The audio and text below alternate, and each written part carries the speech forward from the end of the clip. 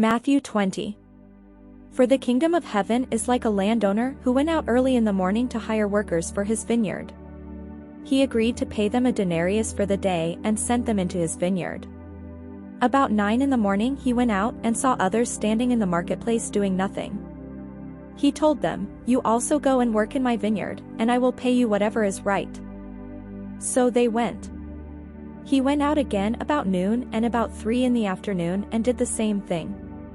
About 5 in the afternoon he went out and found still others standing around. He asked them, "Why have you been standing here all day long doing nothing?" "Because no one has hired us," they answered. He said to them, "You also go and work in my vineyard." When evening came, the owner of the vineyard said to his foreman, "Call the workers and pay them their wages, beginning with the last ones hired and going on to the first." The workers who were hired about 5 in the afternoon came and each received a denarius.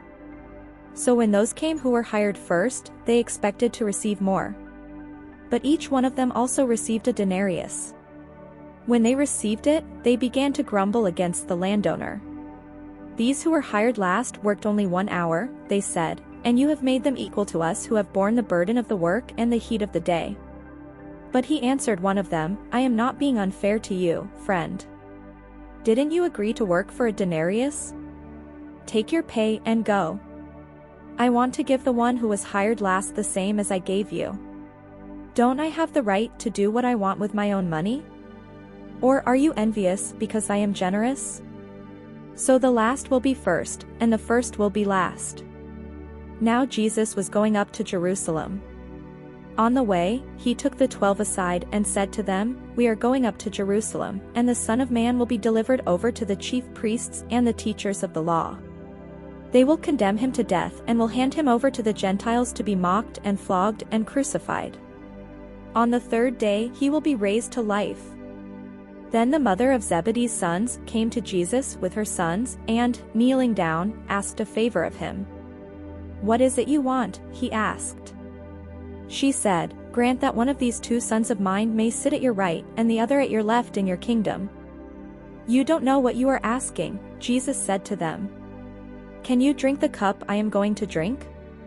"We can," they answered. Jesus said to them, "You will indeed drink from my cup, but to sit at my right or left is not for me to grant. These places belong to those for whom they have been prepared by my Father." When the 10 heard about this, they were indignant with the 2 brothers. Jesus called them together and said, "You know that the rulers of the Gentiles lord it over them, and their high officials exercise authority over them. Not so with you. Instead, whoever wants to become great among you must be your servant, and whoever wants to be first must be your slave, just as the Son of Man did not come to be served, but to serve, and to give his life as a ransom for many." As Jesus and his disciples were leaving Jericho, a large crowd followed him. 2 blind men were sitting by the roadside, and when they heard that Jesus was going by, they shouted, "Lord, Son of David, have mercy on us." The crowd rebuked them and told them to be quiet, but they shouted all the louder, "Lord, Son of David, have mercy on us." Jesus stopped and called them. "What do you want me to do for you?" he asked. "Lord," they answered, "we want our sight."